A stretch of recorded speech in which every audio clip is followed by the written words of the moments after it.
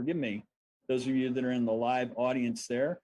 Very pleased to be here. My name is Jeff Amerine. I'm the founder and managing director of Startup Junkie. I'll be moderating the panel today that will be discussing technology, innovation, and digital transformation. I'm lucky enough to have an amazing group of disruptors and innovators from multiple time zones, both in the US and Asia. And so without further ado, we will go ahead and get started with introductions. What I'd like each of the panelists to do is go ahead and give a couple of minute introduction of yourself and your company, and we'll start, we'll go through this maybe alphabetically. So Aayush, if you would go ahead and get us started, we'll get going. Yeah, the name always keeps paying back. So hi everybody, I'm Aayush. I am a co-founder at Freight Relay. We are a tech startup based in Northwest Arkansas, and we are trying to disrupt the long-haul trucking industry by implementing relay in long haul, where we are trying to get the drivers back home the same day, while the cargo is not sitting idle at a roadside or a gas station. So that's our goal that we're trying to achieve, where we are trying to work out deals with companies based on Arkansas and get the Very good. Ben, how about you? Yeah, hey everyone, my name is Ben Jackson. I'm the co-founder and CEO of Bungii. So a quick background on myself. I grew up in Eastern Europe, and I saw the devastating impact of communism firsthand. So I've always had a tremendous appreciation for America, the American dream. And yes, U.S. has its problems, but it's still absolutely the land of opportunity. And unfortunately, so many people don't realize that today. So I moved back to college. I always wanted to start a business, didn't know what. But so I just kind of kept my eyes open. And during my senior year of college, I woke up to a news headline, saying that Amazon was launching last mile delivery for small consumer goods. And no joke, as I was reading that article, a buddy of mine asked me to borrow my truck. I drove a beat up 1999 black Ford Ranger. But my friend had just bought a big screen TV at Best Buy, and their only large item delivery option was in 14 days. And after hearing that, I really looked back at the article, and I was like, next day delivery, Amazon, there's 14 days, and I knew this was the opportunity I was waiting for. So with that being said, Bungii is kind of like Instacart, but instead of delivering groceries, we deliver big and bulky items via pickup trucks and cargo vans, leveraging a gig network. Fantastic. Thank you, Ben.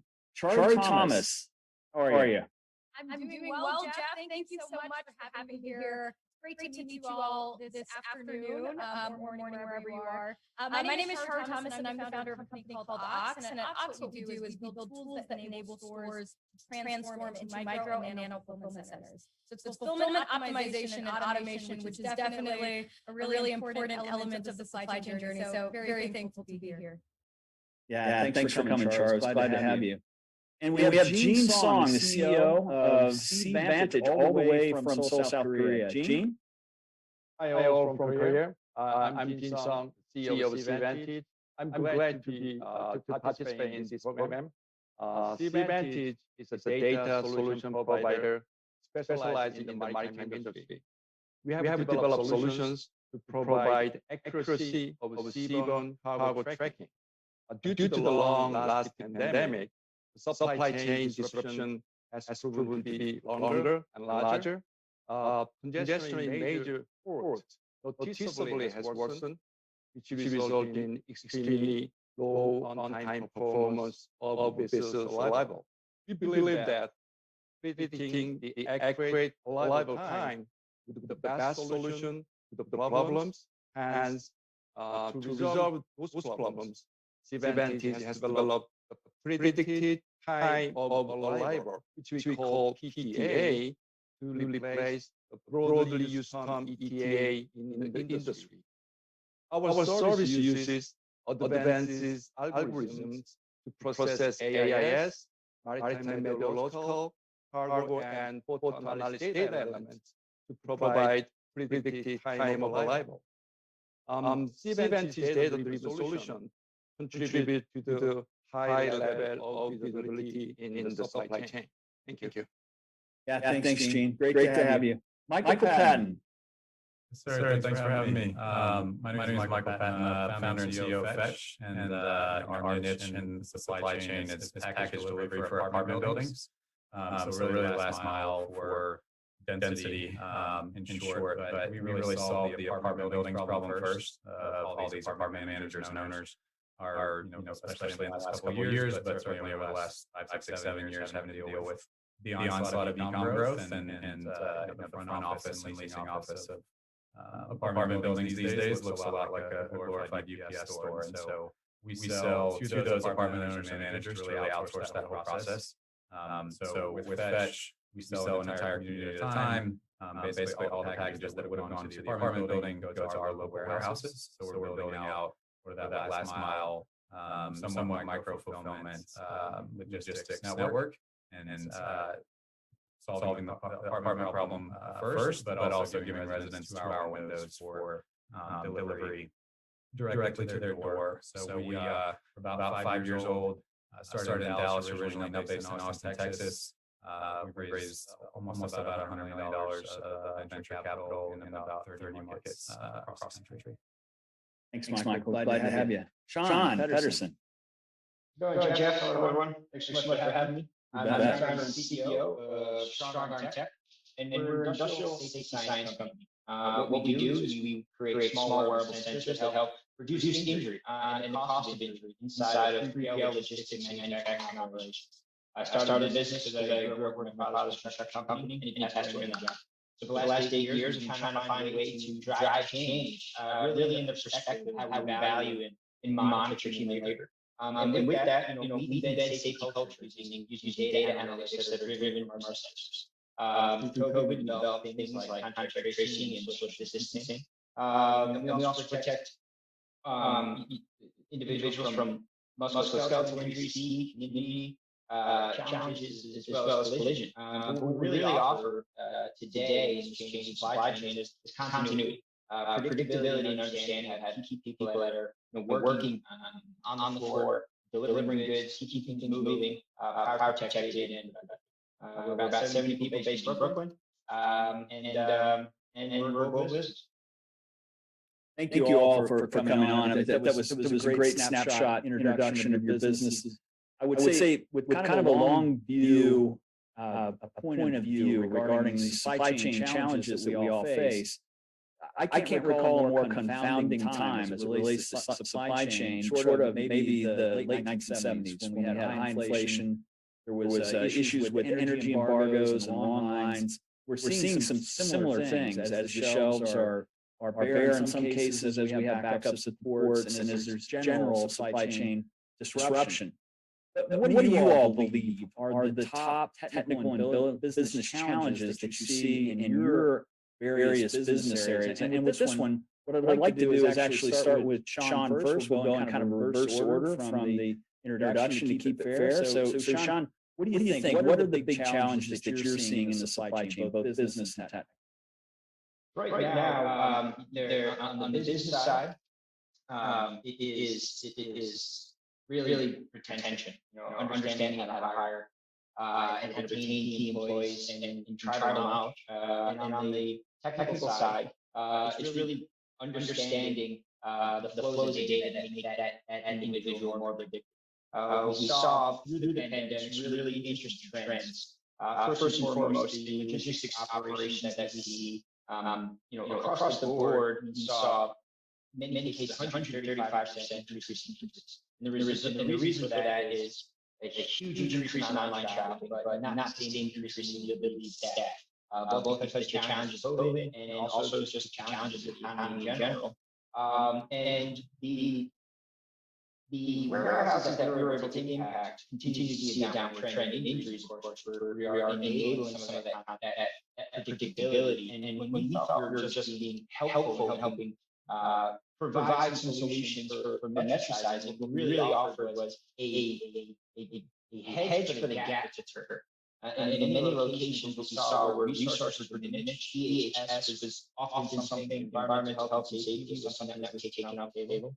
And there was a huge lapse in the communication between the key stakeholders at EHS and operations and the actual industrial athletes serving on board. So I think from a technical challenge, being able to use data that's so accommodated is a huge and necessary trend to understand the predictability of supply chain, and that the most sensitive, dynamic, and important part of that equation, human being, needs to now be very seriously taken into practice. And on the other side, on the business side, just being able to know the capacity of your workforce and their own physiology now becomes something that needs to be just in time, just as everything else in each one. So I think across the board, we've seen a huge push towards finding new ways to digitize many other operations in a remote location. And we're seeing the desire and the real need for IoT to really expand and add predictability. And Sean, I've got a follow-up from you from the audience periodically, just to let the panel know and let the audience know as we get Q&A questions in. I'm going to try to work them into the mix. But the follow-up here is, have you seen the data at this point that indicate that the increase in worker injuries has contributed to the labor shortage? We know that they call it the Great Resignation, or the fact that people getting injured, causing it even more difficult to get the labor you need into the workplace? Oh, absolutely. And it's a slippery slope because as it's hard to retain, the work still needs to get done. The work just falls on the shoulders of the other industrial athletes in line. And then as you go to onboard a new hire or someone potentially can fulfill the position, they're now thrust into even more aggressive. And it's very difficult to actually train somebody up when they have to be thrust into something so quickly. Our research shows that at the majority of the logistics operations we operate in, 60% of the terms happen in the first 90 days. So that's the on-ramp period. That's the cadence that now is even truncated, right? The ability for them to learn and adapt to the pace of a manual material warehouse has just gotten even more efficient, right? And what's really hard to dictate is that flow. And it's hard to train for something that is so intense that you have to treat it like a sprint, when in reality, you need to treat it like a marathon, really in order to survive. That's great. Good information. Michael, we're going to move along to you here. What do you see as the top technical and business challenge? You have a unique perspective in that last 100 yards segment. What are you seeing? Yeah, I mean, my answer is probably somewhat similar. It's really the theme of labor, and talked about all day, all over the news.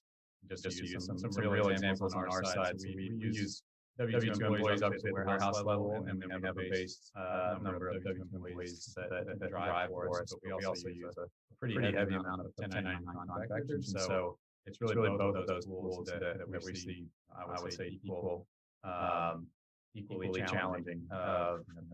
Just as an example, in Seattle, where we operate, that's really tough to operate in sort of a blue-collar workforce, especially.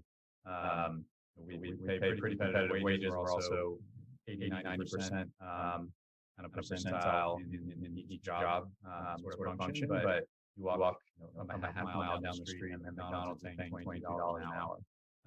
And so it's really tough to compete with that. So it's one, tough to get them in, and also certainly seeing a lot of kind of turnover spike up. People are sort of jumping from sign-on bonus to sign-on bonus. But also in terms of the gig economy, we compete at least in terms of labor with Uber, with DoorDash, Uber Eats.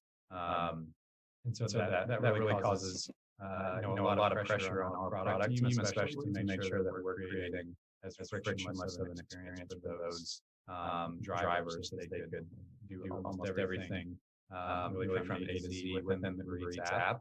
And so we've been working really quickly to catch up on a lot of those items that I would say a year or two ago, pre-COVID, we could get away with having a bit of a piecemeal process, but now you've got to make it that much easier just to get workers in the door.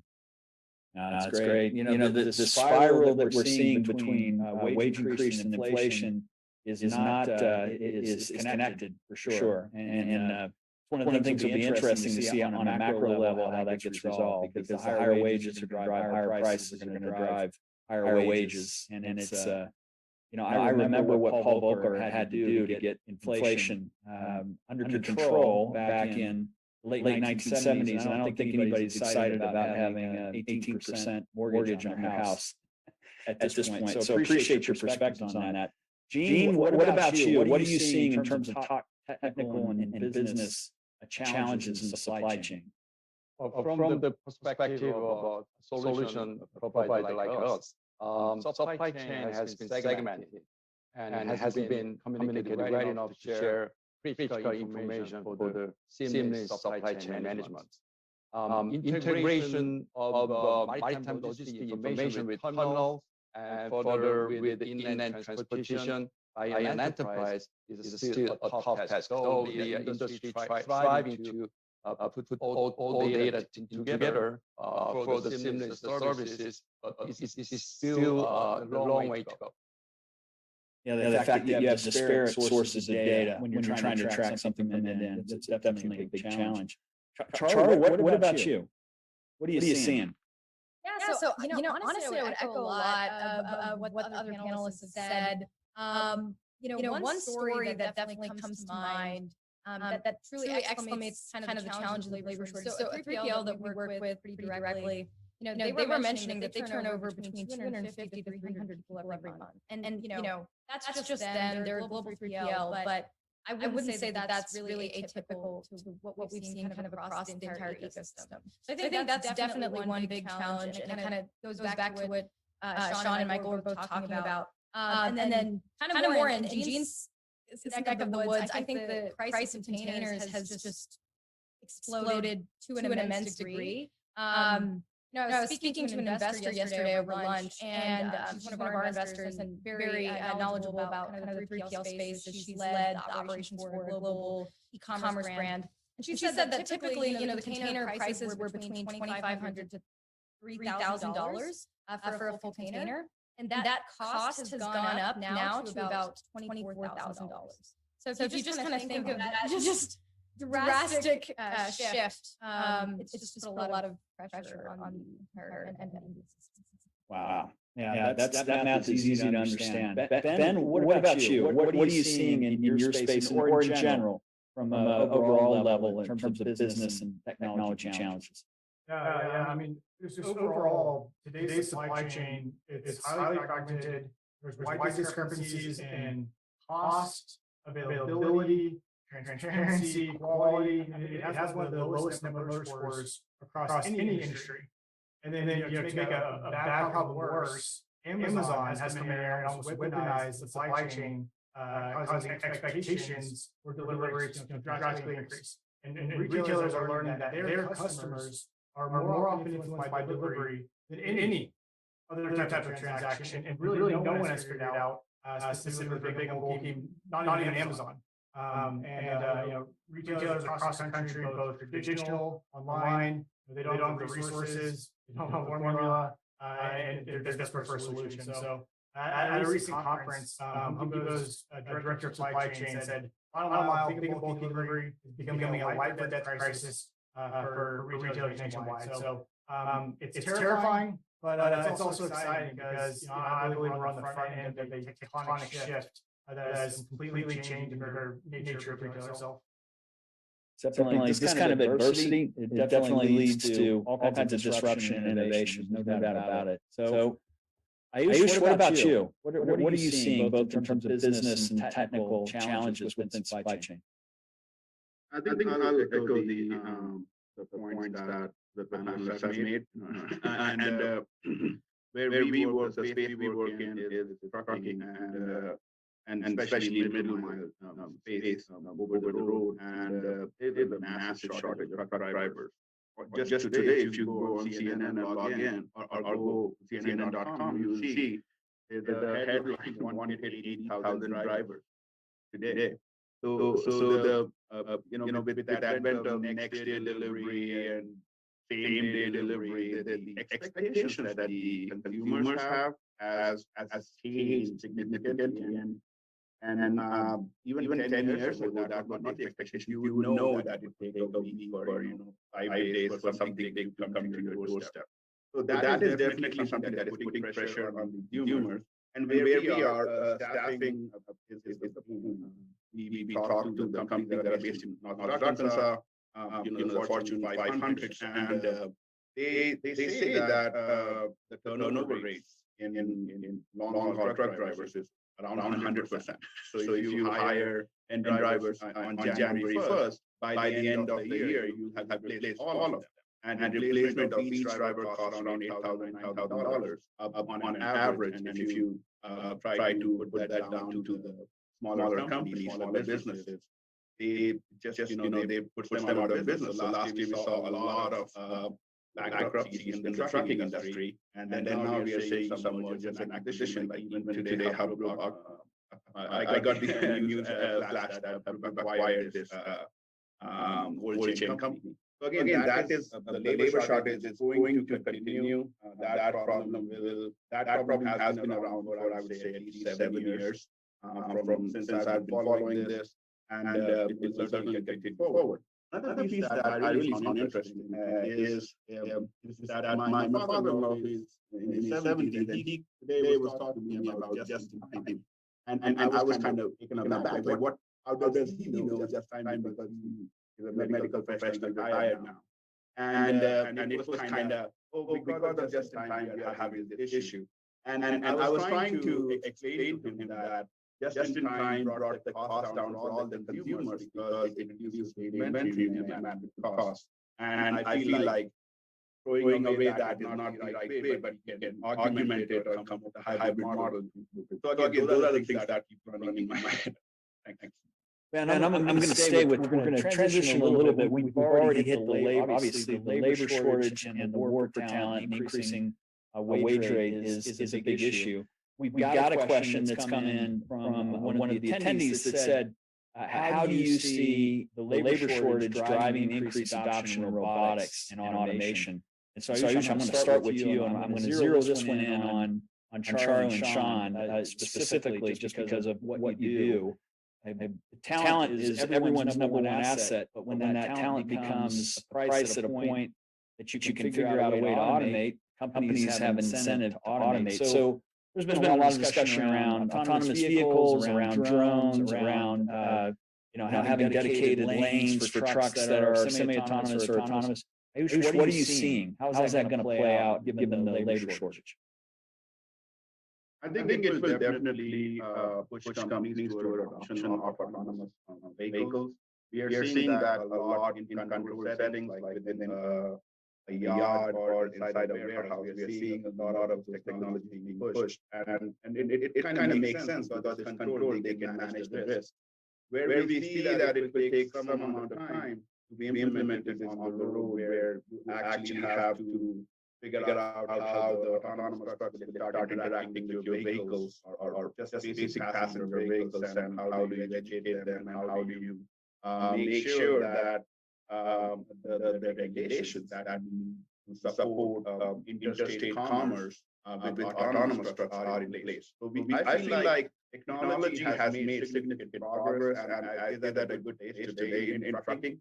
But I feel like the law and the legal infrastructure that is needed to support that is lagging. So I think it is being adopted rapidly, but in certain cases it will take longer than we are hoping.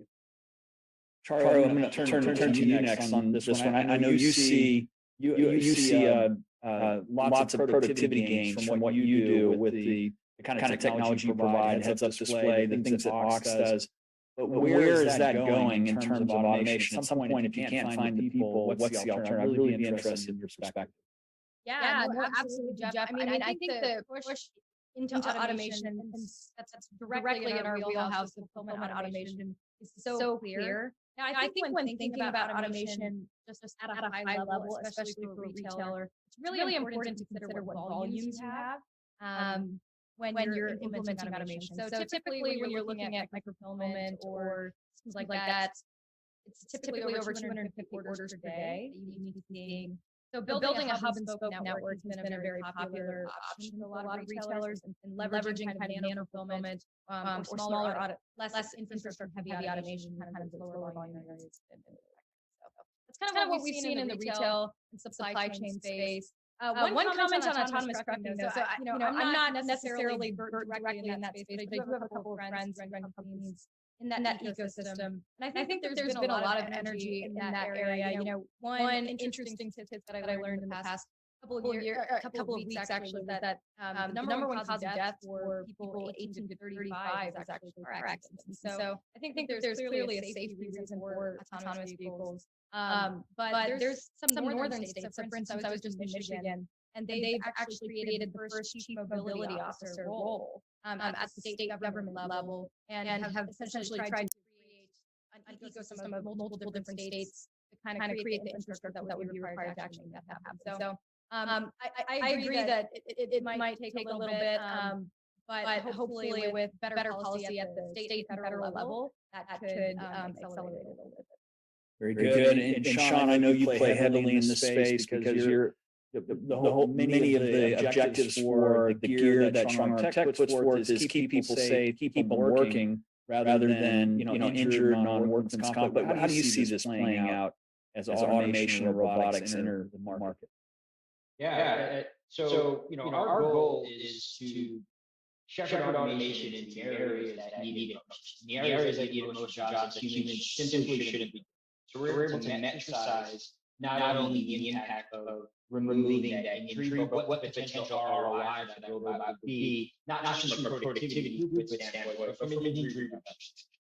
So we kind of played that line for the last number of years as clients look to introduce their innovation efforts into distinct areas, and starting with, we'll get to robotization, we figure out where to automate, and let's get some data to get there.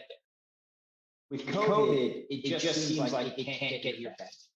So what we're seeing is a huge impact in anything that gives data to those insights, but also enhance the individuals that are around them.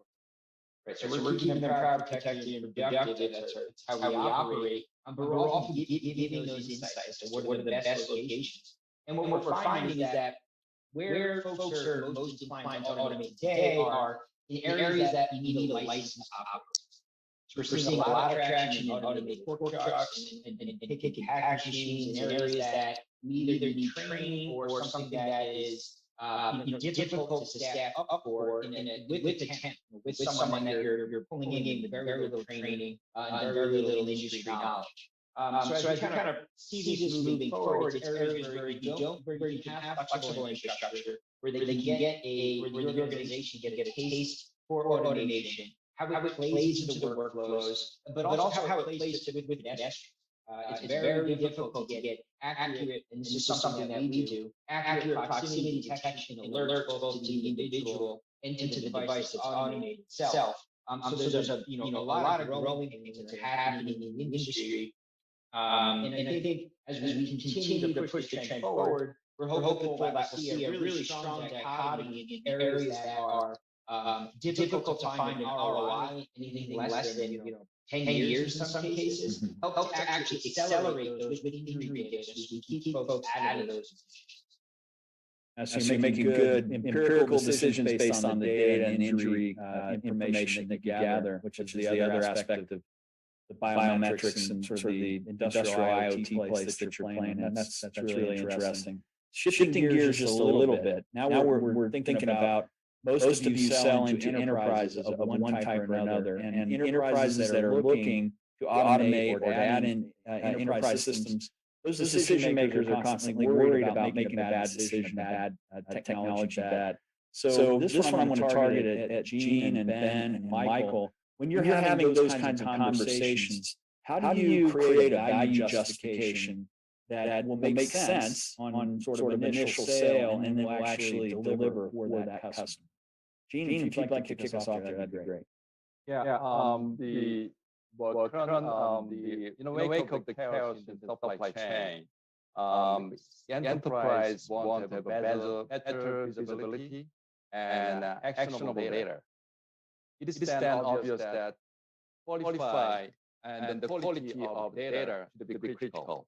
To prove the quality of data, enterprise should ask the technology providers what kind of data is collected and how that data is analyzed. And we, in this chaos in the maritime transportation especially, we don't know when ship will be alive until it arrives. That's a big problem. We have to solve that problem. And the other aspect is that enterprise and stakeholders may need different sets of data. Technology companies can be able to provide various data to meet different aspects and their needs. Very good. Very good. And then when you're looking to create retail partnerships and you're going into those enterprises, you've got this really interesting model that focuses on large and bulky items. How do you build that value justification? Talk about how that story goes and how they can be assured that you're going to get the service level and the quality they need to be successful. So, when having these conversations with major retailers, you always start with one question, right? And that's, what's your objective? What are you trying to accomplish here?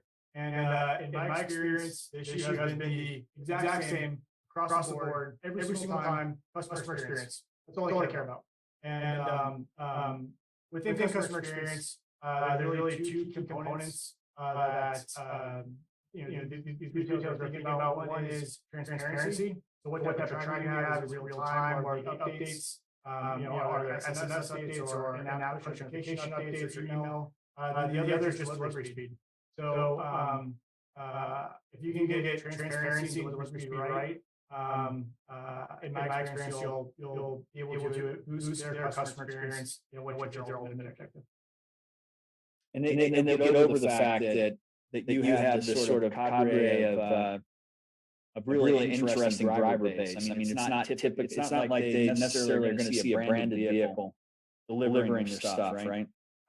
Yeah, that's becoming mainstream. I mean, I had an Amazon package dropped off today, and it was someone driving a Toyota Corolla. They were in like gym shorts, and like maybe they had a vest on, but everyone's seeing that. That's becoming standard. And I think that's the entire direction it's going. So we've got no issues with that whatsoever. Gotcha.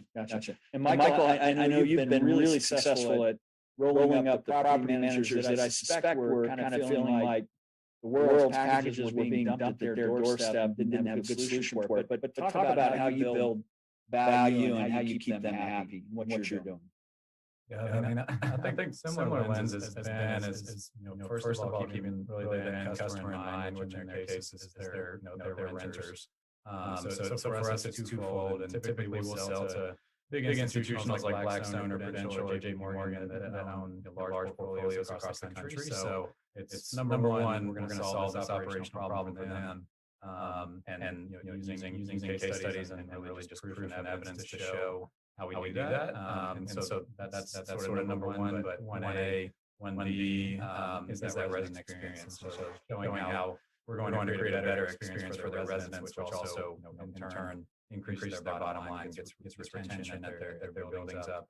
I think for us, especially selling to the Blackstones of the world, it's also a big exercise in showing that you are not a risky decision, because a lot of those companies, even if they like what you're doing, at the end of the day, you might get blocked by a risk management partner or somebody like that. And so that's really important for these big institutionals to make sure that you have everything buttoned up, and insurance, liability, and everything else in terms and conditions from day one. Really, or you'll never even get a pilot, which is probably part of the struggle of getting started at first. But it's one operational problem, two, always keeping the end consumer in mind, whoever they may be, kind of across enterprises. How do the parcel carriers view what you do? They view it as positive, neutral, negative. How does that relationship work?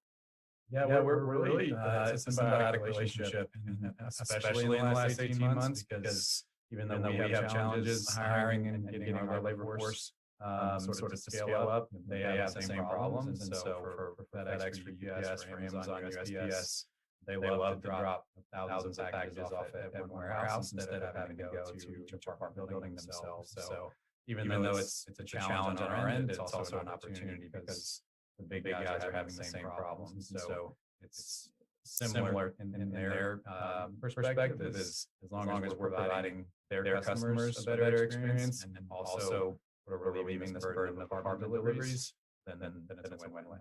Well, I imagine they get far fewer calls about where's my package because the prospect of, porch fire is a lot less if you've got secure handling in the property. So that's really interesting as well. So okay, we're going to transition again just a little bit here, and we'll go back to the thing that we've all been talking about for the last 20 months, and that is the impact of the pandemic and what it's had on your business, and also what you're seeing, both good and bad. I mean, there's some residual that's come from the pandemic in terms of digital transformation that's been kind of a good thing.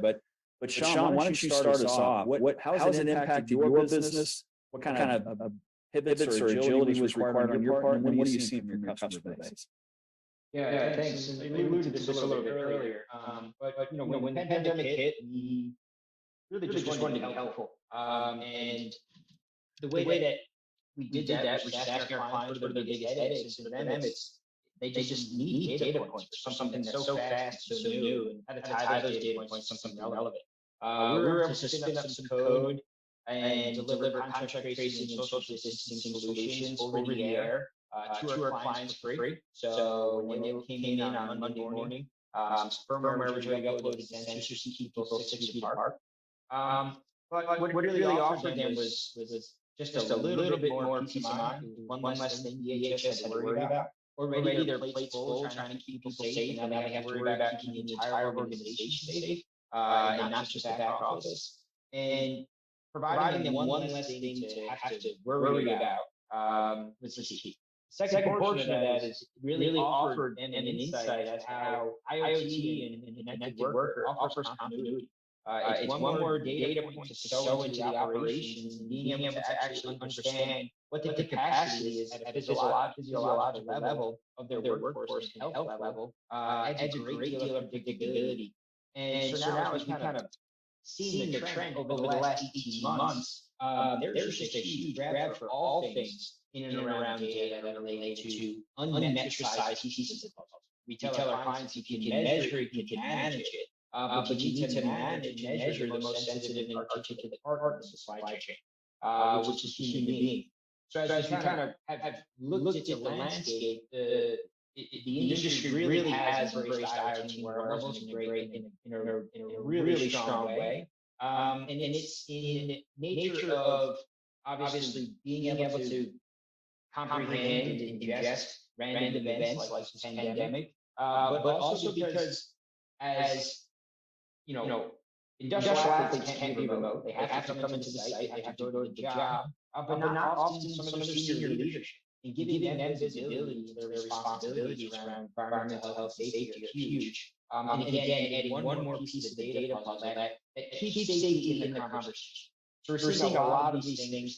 We're seeing a real push into digitize, look for a single thread for certain information. And connecting those data systems overall to see how it can impact the profitability in a very micro way. Because profitability is a huge challenge, and things are going to get squeezed out, budgets are going to get tighter, and the last thing we want to happen is that EHS falls off the radar because of that. So we've had to push into giving ROI information to other pieces of the puzzle. And that doesn't just serve EHS, it also serves operations. Being able to give operators a real predictable ROI, or to bolster an ROI they were already predicting in injury data, makes us their best friend. It pushes innovation, it pushes data, it pushes conversation along into a thread that everyone can.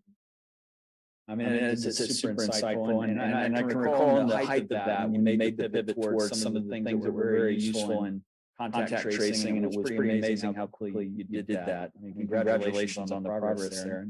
And Aayush, I'm an old, I still have diesel, a little bit of diesel fuel in my blood. I've been on all sides of the motor freight scenario. I can remember nearly 20 years ago when there was guidelines around needing to have electronic logging for hours of service and whatnot. But it wasn't until Federal Motor Carrier Safety Administration made a mandate that it got widespread, really widespread adoption. You're working in that space with that perspective of sort of reducing driver miles and reducing empty loads and all the deadhead stuff that goes along with more efficient long haul with your solution. How has the pandemic impacted that? Do you see that as a kind of black swan event that's going to accelerate what you're doing? Tell us a little bit more.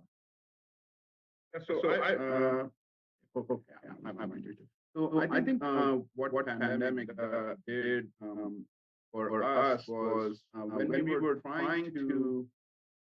So initial period was very disruptive, or I would say, very chaotic, where companies were trying to figure out what to do with their own supply chains and how to get the products to their customers. But when things settled down, they started realizing that they need to guarantee safety for their drivers in pandemic. And if you think of the exposures that a truck driver would have while picking up cargo, going to a gas station to get some food or drink or take a shower, and then keep driving and then go drop. There's a lot of exposure that those drivers were potentially being exposed to, and that kind of pushed the companies to start thinking of alternatives of how they can make sure that their drivers are safe. And that's where we felt like our solution kind of played in well, and companies wanted, and they gave us a bunch of data. And again, I can talk about the data quality and all that later, but we were just given a bunch of data and say, okay, here's the data, just tell us what we need to do. And we kind of took all that data, and these are Fortune 500 companies, and their data that would include an annual data files or shipment counts of over 1 million. So for us to go through everything, where the trucks are starting, where the trucks are stopping, it took us some time, but we went back to solutions on how we can make sure that the drivers are back home every day while still being able to deliver long haul cargo. So that definitely is something that we feel like pandemic pushed the companies to do and look at and explore. And we are hoping that translates and continues further into next year, when companies actually start putting safeguards into place to protect themselves against any future disruption. That's great. And Gene, you have a kind of a global perspective, given where you sit, the fact that you have large multinational clients, both in Korea and in Asia.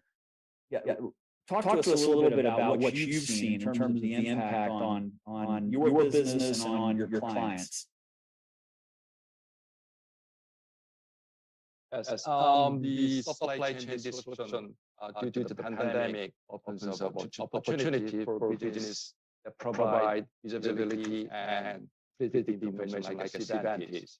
The recent survey said that more than 50% of international freight companies are willing to invest to improve visibility in their supply chain by 2024. The real-time visibility and accurate prediction of end-to-end supply chain will be the key factor for any big data analysis company to seize this emerging market. Everybody wants to get the ROI right away. So one example, one of the largest steel producers in the world, which is POSCO, is using solution from us to improve their supply chain management. They use our predictive model to plan when it'll dispatch the bulk ships to import raw materials and how many bulk ships to charter for proper inventory management.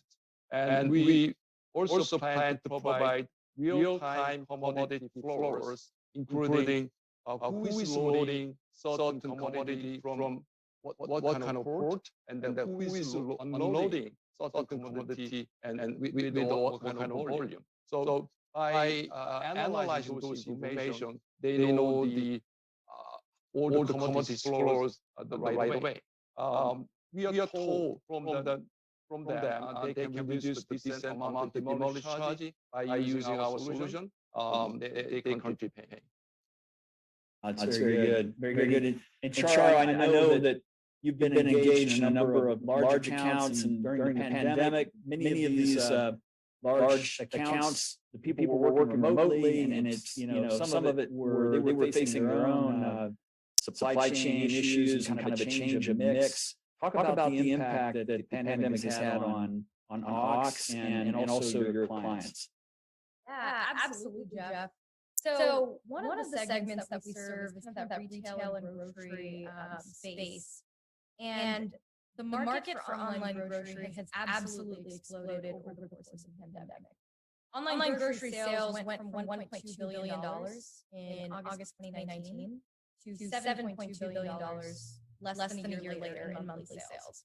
So that just kind of exclamates that this demand was so there and so clear, but a lot of retailers and brick-and-mortar stores just didn't have the tools to operate effectively with that change. And so for us, obviously as an entrepreneur, I'm an eternal optimist, and I believe that there's opportunity for us to help our customers and help our partners do business more effectively. And so it enabled us to really take a little bit of a broader look at the ecosystem overall and build a little bit deeper technology, especially kind of in the fulfillment automation space. So originally we were very focused on kind of the associate-facing experience, but over time we kind of built more towards the back-end infrastructure layer. And that's honestly kind of become the heart of what Ox is today. So I think it was an incredibly positive experience. Obviously, I'm really lucky to say that, and I know that there's a lot of people who might not have that exact same opportunity. But we were really lucky to kind of take a different approach and have the opportunity. So. Very good. Michael, what about you? Yeah, I mean, all in all, it's been great for our business. Obviously, e-commerce growth. From February to June, if you want to call it 2020, our volumes were up 30-40%. I think this is typical of the general e-commerce spike in that time frame. And so on the apartment building side, they were faced with a couple of things. One, package volume spiked that much, which is a problem in itself. But at the same time, they were having to deal with, okay, we don't want our on-site teams on site. Everybody was, remote as possible. And so how do you actually deal with packages at that point? So from a sales perspective, it was great for us. We ended up tripling in 2020. Obviously, had to figure out how to actually fulfill that from a labor perspective and everything else at the same time. But it was a great opportunity. We ended up being able to execute on it. I think Ben can probably relate to this as well. The biggest issue, apart from just volume spikes, was oversized packages. Previous to COVID, it was maybe 2%-ish of our overall volume, and now we're consistently 5, 6, 7% oversized. And so that's really, in a lot of ways, flipped our model on its head of you can't give a 1099 contractor an IKEA table and expect them to put it on a Civic. So we had to pretty quickly increase our Sprinter vans and kind of W2 driver coverage and everything else and be on our toes in that way. But all in all, no complaints on our end. We just had to figure out how to sort of fulfill that demand. Yeah, and Ben, I know you're kind of batting cleanup here. You had a chance to listen to the other panelists. What about you? Pros and cons, the ups and downs of the pandemic for Bungii and for your clients. Yeah. So COVID's been a huge pull function. As every major retailer is now rethinking their supply chain. One of our partners had their e-commerce sales boom almost 300% year-over-year, which is an absurd rate, especially considering the starting size of these numbers. So again, retailers are examining their supply chain across the board, from the UI, UX of web orders to ensuring inventory is local, is stocked, to make sure they have a strong partner for that final bit of the supply chain last mile. So, right now with traditional 3PLs or traditional delivery methods, there's tremendous friction, and it's way backed up. But if I could just brag on Bungii for a second, we have the tech, we have the processes, we have thousands of drivers in each market that totally eliminates this friction. and we turn delivery from a pain point, into a tool that our partners use to delight their customers. And again, COVID's really accelerated that.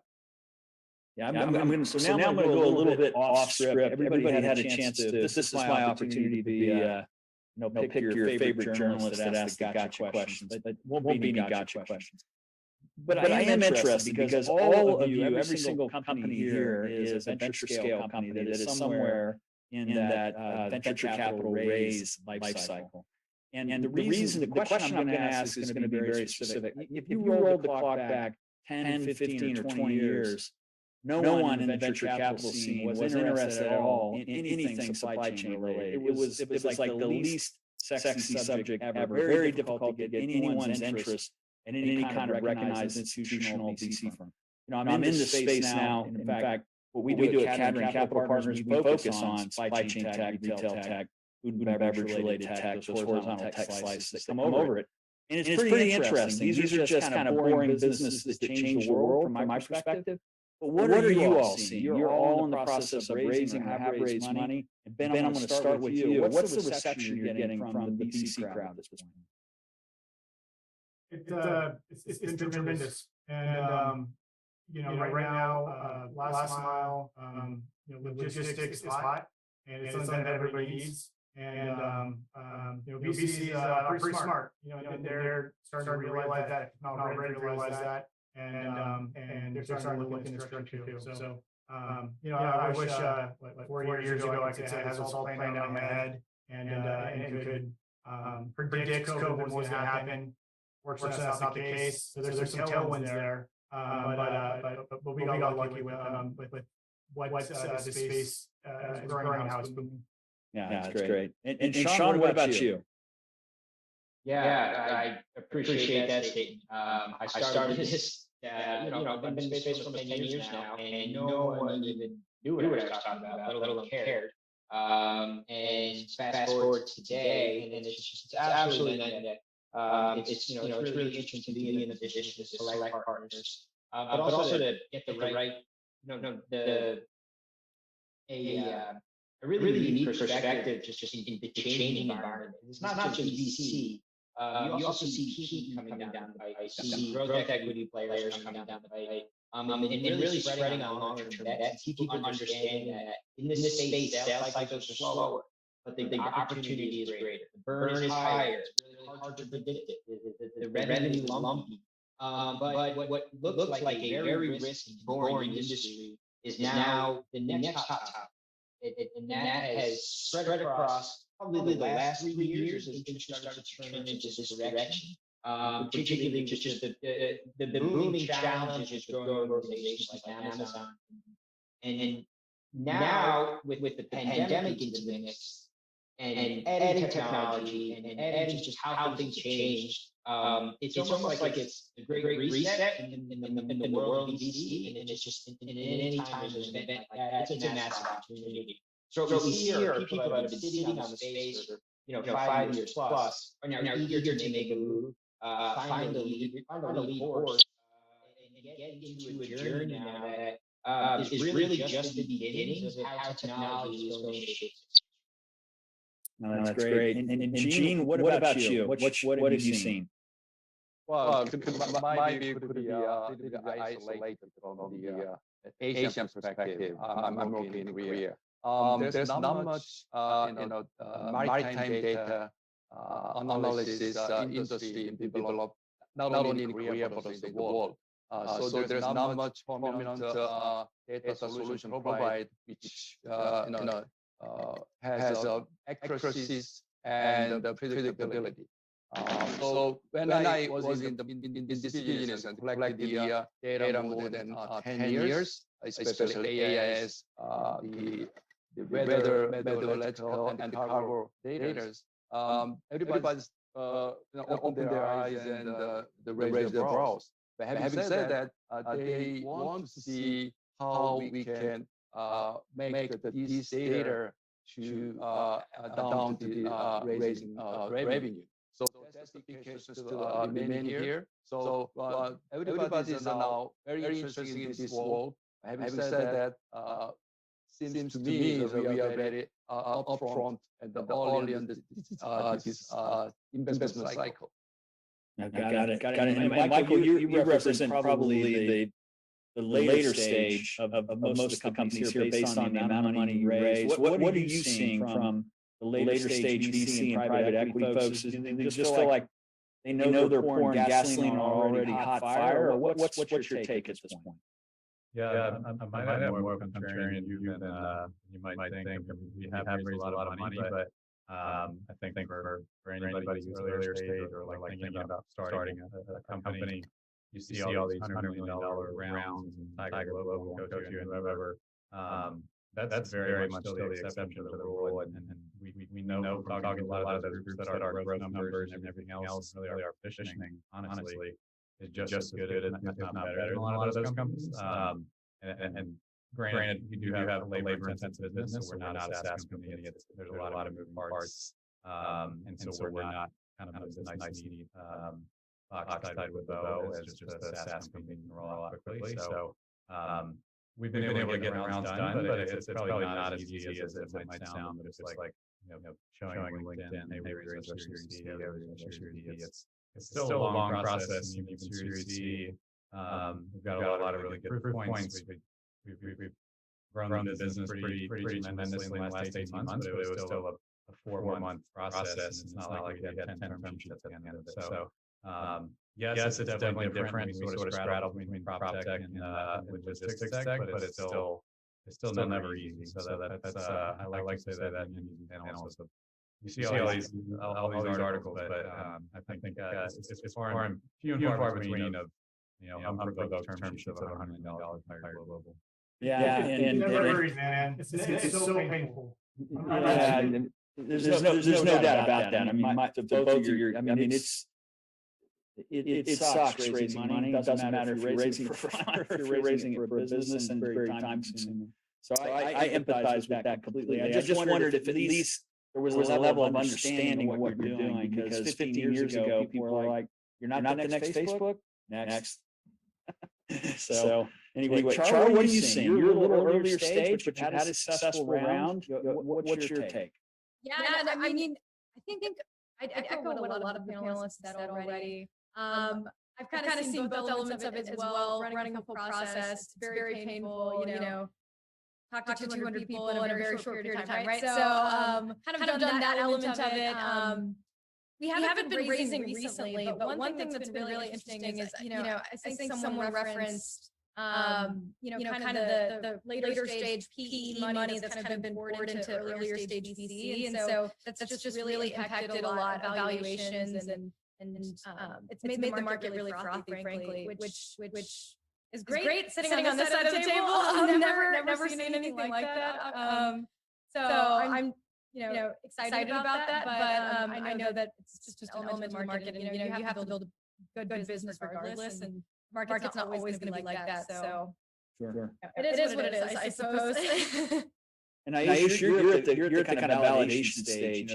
You've had some SBIR money. You're at the seed stage. What's your take based on the conversations you've had recently?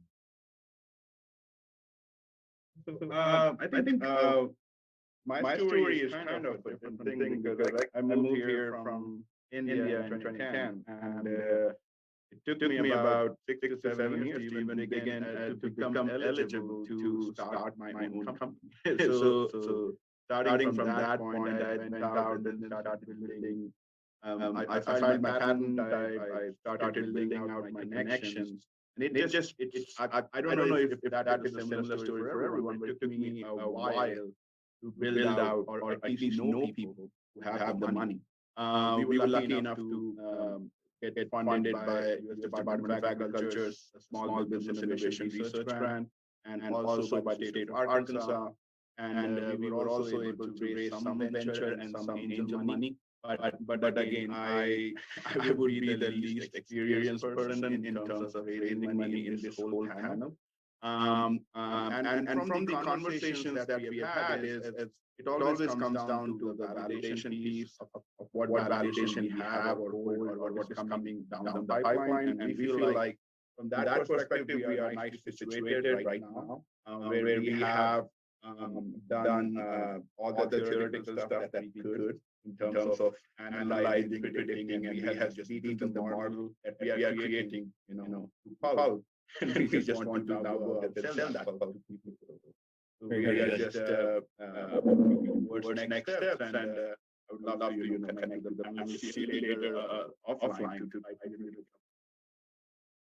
We can definitely make that happen. So the last thing that we're going to hit, and I think we'll give some of the audience a little bit of their day back here. But I think this is an important one, and it gives you all, as disruptors, as innovators, as people that are kind of on the front end of digital transformation, the opportunity to kind of take out your crystal ball and project what you think the next 3 to 5 years is going to look like. And you can use the next year if you want. It's sometimes difficult to forecast. But Ben, we're going to start with you. What's your crystal ball look like? What's it going to look like in supply chain in the next 3 to 5 years? That's a good question. It's fascinating when you look at companies like Uber, DoorDash, and Instacart. Really, the transportation industry and the supply chain as a whole is moving from something that individuals and businesses own to a service that they rent on demand via technology. Before you used to be that these companies had fleets of these vehicles, had fleets of box trucks or smaller parcel delivery vehicles. Now it's just access capacity from local people in the city who use their app to help out with deliveries on their free time. And obviously I know I'm partial here, but in terms of moving people, in terms of moving groceries, delivering food, those industries have already been disrupted with this on-demand service, bring to technology. But I believe the big delivery space is the next major market to be completely reinvented as well. That's great. Sean, what are you seeing? Take the crystal ball out the next 3 to 5 years. What do you think? We're seeing a lot more micro and nano fulfillment centers pop up across the board. There's a lot of consolidation happening in that space, and whether it be large companies focused on that or the larger organizations getting further into those services. We're seeing a lot of new locations go up, seeing a lot of really more dynamic, more articulate needs, which for us means that there needs to be more technology. There needs to be more predictability and continuity for the small centers to the big ones, and just have better visibility of it. So, greater investments in technology, and more importantly, greater investments in people. I think that, the unfortunate way injuries, take my space, have been treated as cost of doing business. But with pressure on margins, pressure on performance, you're going to see that hopefully you can turn that cost center into a profit center by unearthing some of the hidden gems inside of data. That's great. Michael, what about you? What's the next 3 to 5 years look like? And kind of big picture supply chain or specific to your business? Yeah, I think for me, just supply chain in general, and maybe focusing more on the startup side, it's consolidation of companies within the space too. I mean, we saw locally Project 44 bought Convey, and whether it's sort of the later stage companies buying the sort of later stage companies to start and compete with big guys, or just Uber, FedEx, UPS. UPS bought Roadie, and so I think there's going to be a lot of consolidation of, even if it's just for the simple fact that a lot of these companies have raised venture capital, and those venture capital firms have to get a return within generally 6 to 8 years. And so I think that's going to continue to happen. And there's plenty of PE dollars to pick their winners and then buy up, whatever kind of missing pieces that those later stage companies have as well. So I think that's going to happen a lot. And then more of the traditional companies, like a UPS acquisition of Roadie, I think those incumbent players are going to have to start to make more investments on micro fulfillment, logistics, tech, everything else. And I don't think that's really been happening at as fast of a clip as it will in the next few years. Charu, what about you? What's your take? What's the crystal ball look like the next 3 to 5 for you? Yeah, for me, I mean, I articulated it in a very similar way. I would say it's all about shared infrastructure. So for a lot of folks, it doesn't make sense to invest in the capital required to build micro and nano fulfillment centers. So I think there's a really compelling use case for aggregation, the ability to basically combine multiple different brands into one particular facility. I don't think that's just even at the fulfillment level, but I think it's also at the storefront level. So cloud stores, for instance. So I just think there's a lot of really interesting opportunities to build the infrastructure that a lot of brands and retailers need to operate, but give them still access to customer and business experience. So they're still running the business. Gotcha. Gene, what are you seeing next 3 to 5 years from kind of a global point of view? What's your crystal ball look like? Well, the major factor fueling the innovation of the supply chain depends on how the market demands for greater visibility and transparency and accuracy of supply chain data and process. I